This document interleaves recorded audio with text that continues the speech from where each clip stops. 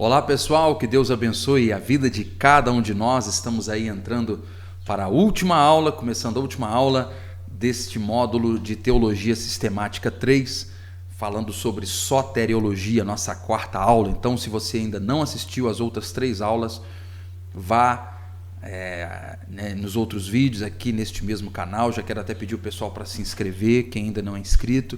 Os alunos, deixem o seu comentário para a gente saber o que vocês acharam da aula, e até, claro, o comentário conta como presença de vocês no curso, tá bom, gente? Que Deus guarde a vida de cada um. Depois dessa aula, nós já teremos a prova.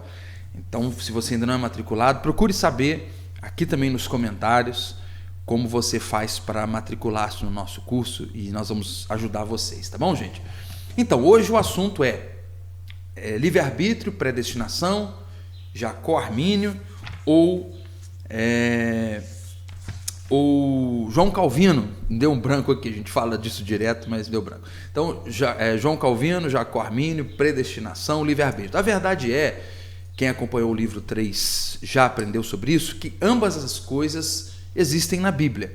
O perigo é nós evitarmos, o perigo são os extremos, né? Então, portanto, precisam ser evitados. Então, vamos avaliar dentro da ótica bíblica da palavra de Deus o que traz um pensamento e outro, e o que nós podemos aprender de uma coisa e outra e chegarmos aqui a uma conclusão, tá bom, pessoal? João Calvino, ele era um teólogo francês, viveu muitos anos na Suíça, faleceu em 1564. Ele viveu ali o auge da Reforma Protestante, e bem como também Jacó-Armínio, né? Ele era holandês, viveu de 1560 até 1609, faleceu aos 49 anos, no auge, inclusive, dessa, digamos assim, contenda, dessa discussão ali em relação à predestinação fatalística e o livre-arbítrio. Nós não podemos confundir essas doutrinas, principalmente a doutrina arminiana, né, de Jacó-Armínio, não podemos confundir com a doutrina de Pelágio, conhecido como o pelagianismo ou semi-pelagianismo, que atribui ao homem, fiz um pequeno comentário também na aula 3, dá uma olhadinha lá, gente, que atribui ao homem 100% da sua salvação. O hiperpelagianismo, por exemplo, né? O homem é capaz de se salvar, o homem consegue o tempo todo fazer escolhas entre Deus e o diabo, entre pecar e não pecar. O homem tem total autonomia. Não cremos assim como alguns calvinistas pensam que a gente acredita dessa maneira. Claro que há pessoas, por não conhecerem a doutrina da salvação corretamente, pensam também dessa maneira e nem sabem que isso se trata de uma doutrina pelagiana, né? Tem o semi-pelagianismo, que atribuem ao homem uma ação grande quanto à sua salvação. Nós estamos aí no meio termo, né? O nosso comentarista, inclusive, usou a palavra que é uma doutrina uma doutrina mais equilibrada, né? Apresentou a salvação de uma maneira mais equilibrada entre o calvinismo e o pelagianismo. Nem o homem não tem nada a ver com a sua salvação, Deus faz tudo em relação à salvação, 100%, mas também não é um pelagianismo que diz que é o homem que trabalha a sua salvação. Os espíritas, por exemplo, acreditam que o homem, sendo caridoso, ele pode ser salvo. Não é o pelagianismo não, tá, gente? É uma outra coisa, uma outra configuração. No arminianismo, cremos que Deus age tudo para que o homem seja salvo. O homem apenas precisa dizer sim, e dizendo sim, permanecer no caminho para que seja salvo. E mesmo assim, ele só permanece no caminho com a ajuda do Espírito Santo, que fique isso muito bem claro. Não tem nada a ver com o que Pelágio falou, que o homem consegue a imagem e semelhança de Deus no homem, e portanto ele consegue a todo momento dizer sim e não. Não é assim que a gente acredita. Precisamos da ajuda do Espírito Santo. Vamos lá, pessoal. Em relação ao calvinismo, nós vamos ter vários problemas para acreditar nessa doutrina, e eu quero trazer aqui para vocês. Eles definiram o calvinismo depois que os alunos de Armínio, quem tem o livro, gente, deixa eu falar para vocês onde eu estou, né? Os matriculados aqui podem estar perdidos. Qual página, pastor? Fala aí para nós. Página, eu estava 155, agora já 156.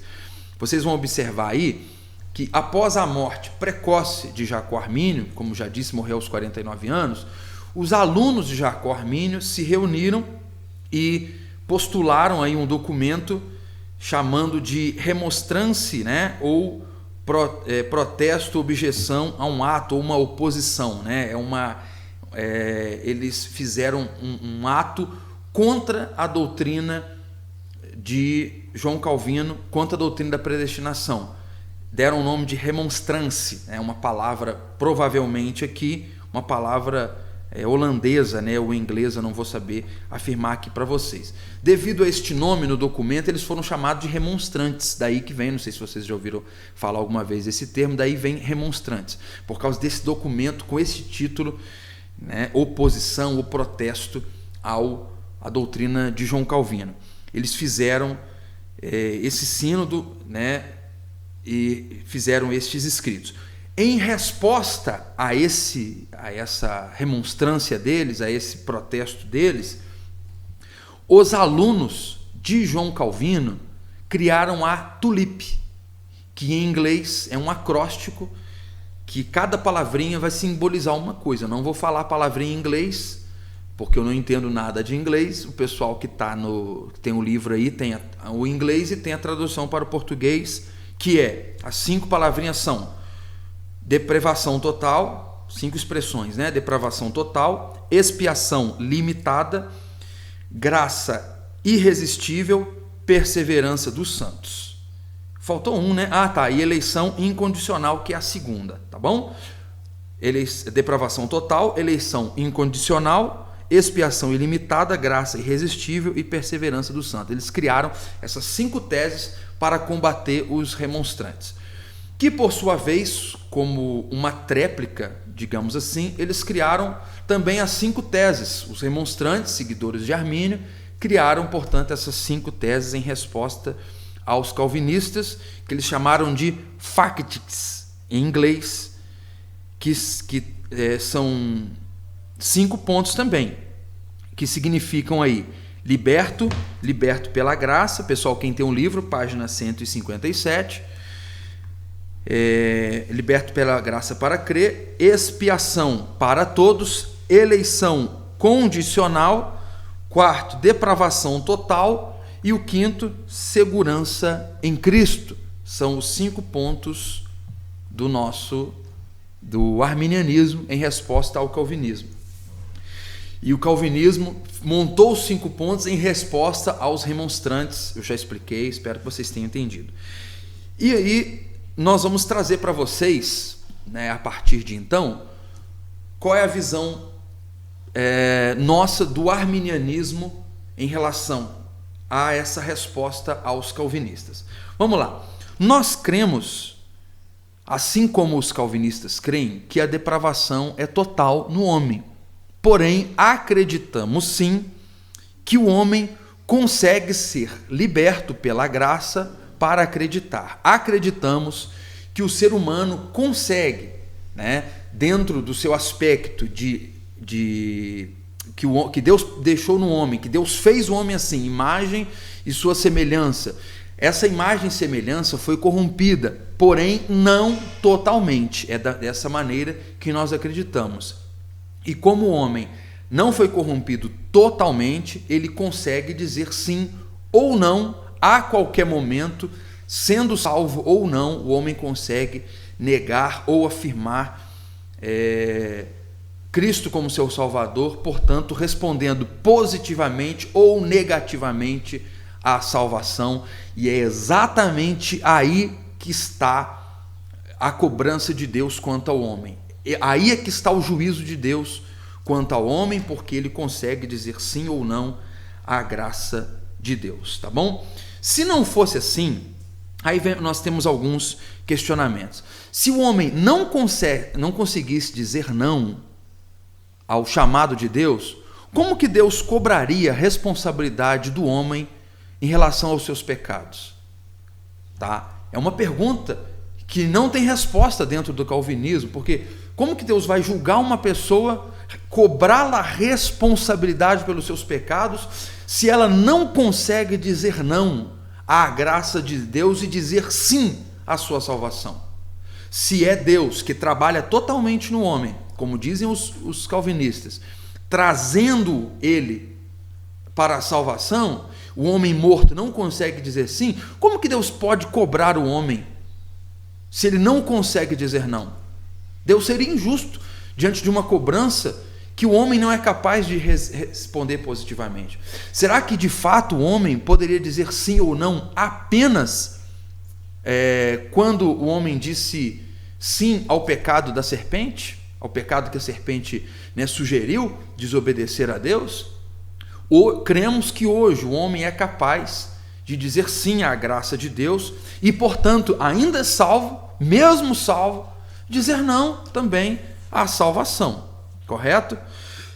Segundo ponto aqui, expiação ilimitada. Enquanto os calvinistas acreditam que a salvação, a expiação, ou seja, a morte de Cristo veio apenas para alguns, nós cremos que Jesus morreu para todos, ou seja, a expiação, a morte de Cristo veio para todos os homens. Inclusive, em resposta a isso, a Bíblia fala em 1 Timóteo capítulo 2, que Deus quer que todos os homens se salvem e cheguem ao conhecimento da verdade.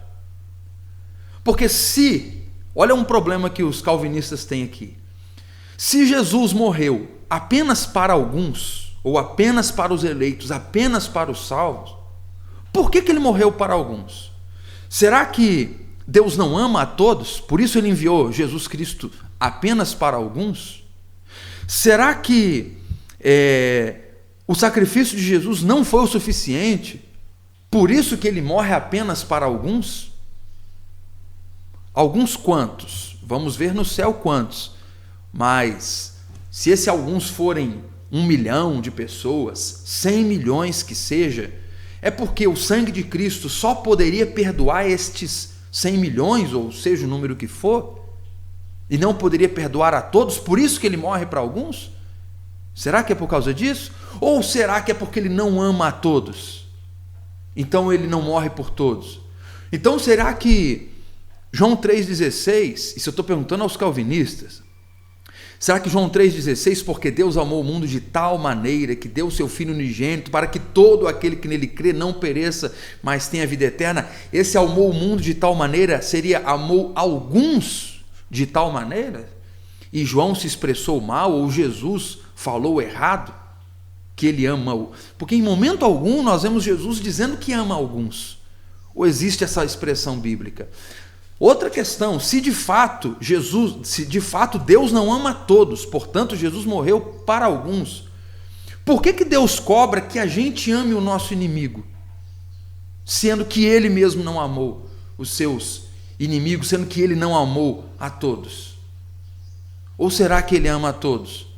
Se ama a todos porque... Então são várias perguntas que ficam sem respostas. E se tem respostas, porque é claro que eles vão dar alguma resposta, pode ter certeza que talvez alguém venha no comentário aqui dando alguma resposta, mas será que essa resposta é de fato satisfatória a essa pergunta, ou é um embromation? Então aí fica. Então nós cremos que a expiação é ilimitada. Quantos seres humanos já pisaram nesta terra antes e depois de Cristo? Acreditamos piamente que Jesus morreu para todos. Inclusive eu vou deixar um bônus, vou falar com vocês aqui, vou falar de uma vez então, aqui nos comentários, na descrição do comentário tem um link para o meu blog, onde eu pontuo cada uma dessas, cada um desses 5 pontos do arminianismo, tá bom, gente? Cada um desses 5 pontos do arminianismo. Dá uma lidinha aqui, mas assiste a aula toda primeiro, e depois vai lá no blog e dá uma olhadinha para vocês ver o que acham, e comentem lá também, por favor, tá certo? Mas no livro, o pessoal que tem o livro, né, tem bastante coisa aqui no livro, tem um comentário completo aqui também no livro, mas no blog eu trago alguma coisa também sobre isso. Vamos ao terceiro ponto do calvinismo e do arminianismo em resposta ao calvinismo, né? Lembrando que os 5 pontos do calvinismo foram em resposta ao documento chamado de remonstrance, né? Ou conhecido como os remonstrantes, tá bom, gente? Que eu já comentei. O terceiro ponto aqui, eleição condicional. Na tulipe, os calvinistas vão dizer que a eleição é incondicional, ou seja, não depende da ação do homem. Porque dentro da ideia deles, que Deus já predestinou os salvos, não faria impor condição ao homem. Então eles só acreditam, aliás, nesses 5 pontos, tá, gente? Eles só acreditam que o homem não consegue responder positivamente, porque, na verdade, Deus já escolheu, então não faz sentido o homem poder responder positivamente ou não. Dentro do expiação limitada, não faz sentido dizer que a salvação foi por todos, sendo que Deus só escolheu alguns. Então, eles são obrigados, acreditando, olha só como é que é uma sequência, olha só como é que eles são obrigados a acreditar assim. Se Deus já escolheu, já pegou dentre os homens e pincelou, já marcou, já escolheu o salvo e o não salvo, se já houve essa escolha, então, consequentemente, é questão de lógica, Deus não morreu por todos. Aí eles são obrigados, porque creem que Deus escolheu, eles são obrigados a dizer que Deus morre por alguns. Também são obrigados a dizer, tá? Todos esses 5 pontos giram em torno da predestinação, de dizer que Deus escolheu alguns. Eles são obrigados a dizer, então, que não existe condição para a eleição. A eleição é incondicional.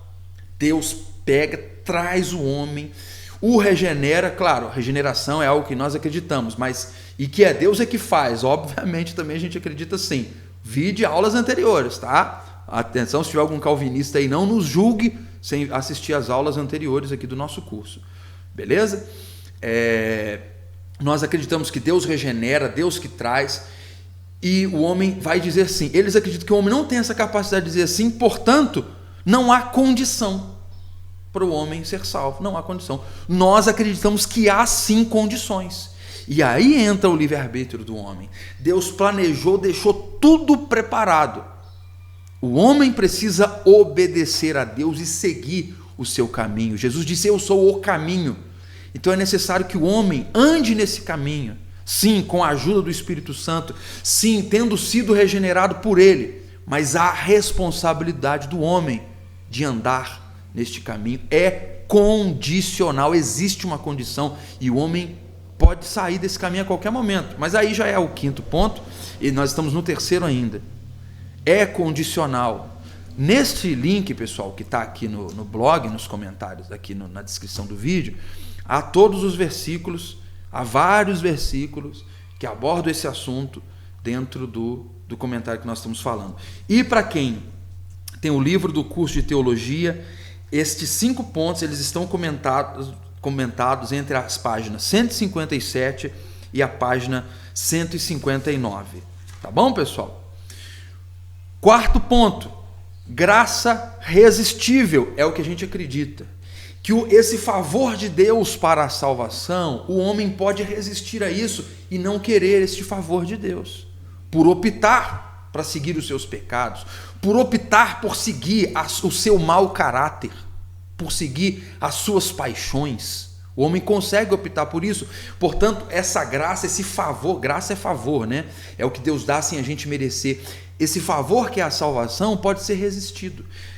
Os calvinistas acreditam que o homem não consegue resistir. É algo tão grande, tão lindo, tão maravilhoso que o homem, após ser chamado por Deus, após ser transformado, cai de joelhos e jamais consegue dizer não.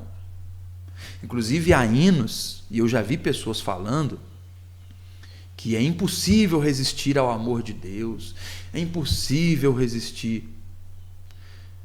E se isso significa que o quê? Se a gente provar biblicamente que o homem que é possível ao homem resistir, cai por terra toda a doutrina da predestinação. Como disse a vocês, a doutrina da predestinação, vou fazer um comparativo para vocês. Aqui, por exemplo, é a doutrina da predestinação. Ela está alicerçada em 5 pilares. 5 pilares. Qualquer um desses que cair por terra, desaba tudo. Por quê? Eu já falei isso em relação aos outros e vou falar novamente em relação à graça irresistível, que é o que eles acreditam. Nós cremos ser resistível, ok? Se o homem puder, vamos aqui, predestinação e aqui os 5 pilares. Se o homem puder dizer não à salvação de Deus, ou dizer sim ao pecado, dar preferência ao pecado, cai isso e é impossível então a gente sustentar toda essa doutrina. Será que a Bíblia diz que o homem consegue dizer não e consegue resistir? Só um versículo para vocês, só um texto, né? A Bíblia diz assim em Salmos: se hoje ouvires a voz do Senhor, não endureçais o vosso coração, como vocês fizeram na tentação no deserto. A possibilidade de dizer não ao Evangelho é clara na Bíblia. E é justamente a isso que a palavra de Deus nos diz que o homem vai ser cobrado no dia do juízo final, por dizer não ao Evangelho, por preferir viver diante do seu pecado, por preferir dizer sim ao pecado e dizer não ao Evangelho. Na verdade, mais por dizer não ao Evangelho do que dizer sim ao pecado, porque somos fracos, somos falhos, não somos pelagianos que acreditam que o homem consegue dizer não ao pecado, tá, pessoal? E que é bom o suficiente para dizer sim para Deus. Não somos pelagianos, como já fiz essa abordagem, mas acreditamos sim que o homem consegue dizer não à graça de Deus. Eles fizeram isso no deserto e por causa disso caíram num só dia. Tanto, desculpe aqui por não lembrar exatamente o número, né, que a Bíblia fala ao fazer referência a isso, mas a Bíblia diz que não façam conforme os vossos pais fizeram no deserto, que resistiram a quem eles resistiram? Ao Espírito Santo. Por que Ananias e Safira morreram ao levar aquela oferta mentirosa diante do altar? Porque mentiram ao Espírito Santo. O homem não consegue resistir à ação de Deus? Claro que o homem consegue, porque dentro, né, desse aspecto humano da salvação, Deus permite que o homem diga sim ou não à salvação. Vemos o tempo todo a Bíblia nos mostrando isso. Peço, por favor, aos nossos alunos e a você que está interessado em de fato aprender, não apenas criticar, né? Se algum calvinista vier aqui, geralmente eles vêm com deboche, né? Eu conheço como é que funciona o sistema de combate de vocês, dos calvinistas.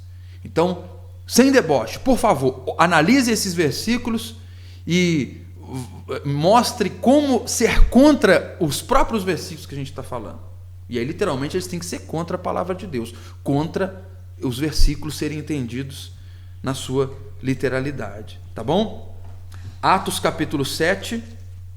Você que não conseguir achar a tempo aí, eu também estou procurando ainda, vai procurando aí, pessoal. Mas dê uma pausa no vídeo, quem não conseguir achar a tempo, e leia esse versículo, por favor. Atos capítulo 7, versículo 51. A Bíblia diz assim, olha: homens teimosos e incircuncisos de coração e de ouvidos, vocês sempre resistiram ao Espírito Santo, vocês fazem exatamente o mesmo que os seus pais fizeram. A quem eles resistiram? Ao Espírito Santo. A graça irresistível, né? Oxe.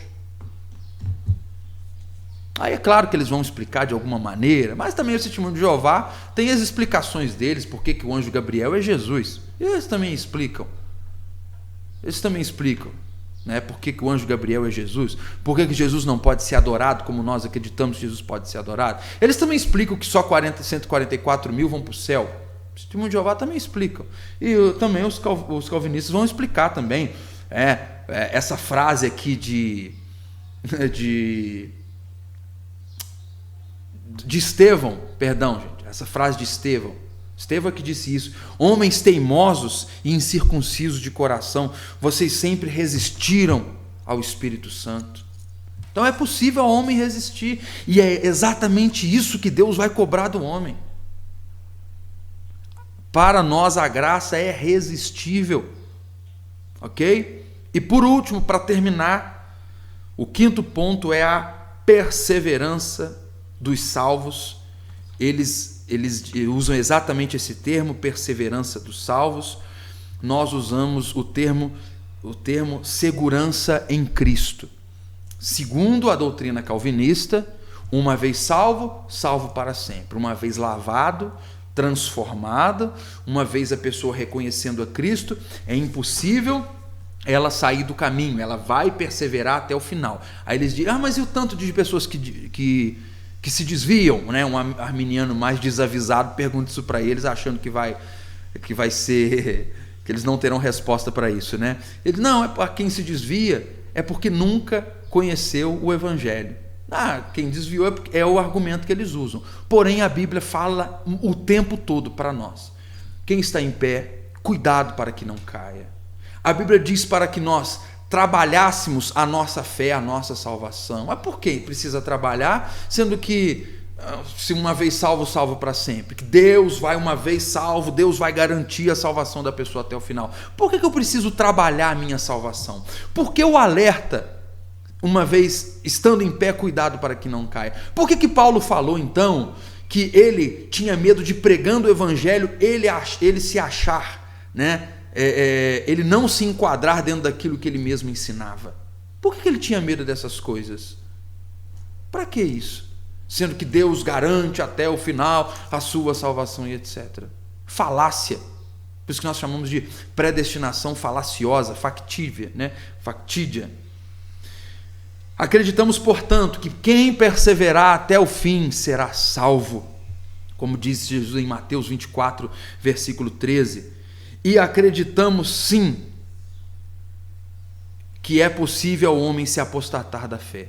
Até por isso que a Bíblia fala, e a gente começou a aula de número 3, pessoal, dá uma olhadinha lá no vídeo 3, para quem não viu a aula. Falamos de Judas, falamos de Saul, rei que temente a Deus foi mudado e depois perdeu total comunhão com Deus.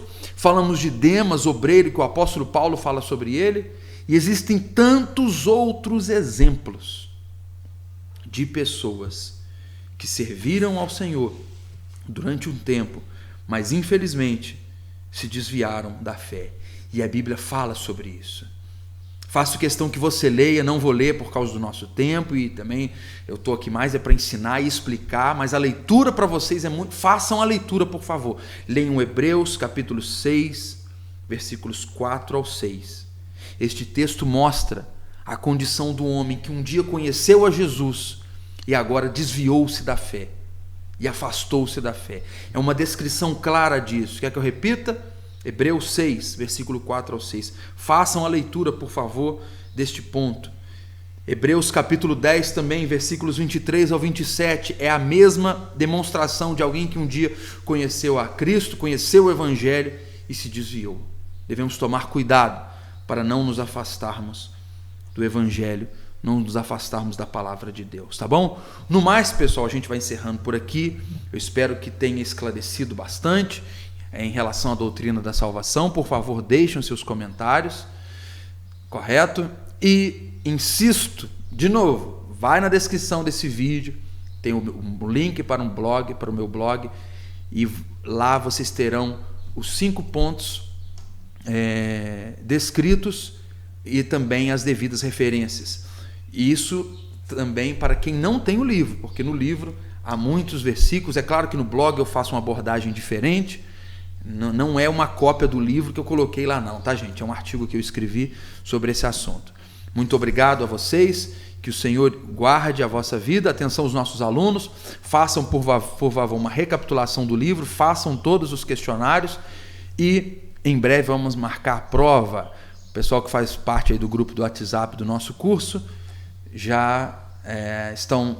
já estamos discutindo aí nessa data do dia 15 de maio, estamos discutindo o dia da nossa prova, tá bom? Que o Senhor guarde, abençoe e que os faça crescer em Cristo cada dia mais. Um abraço. Tchau, tchau.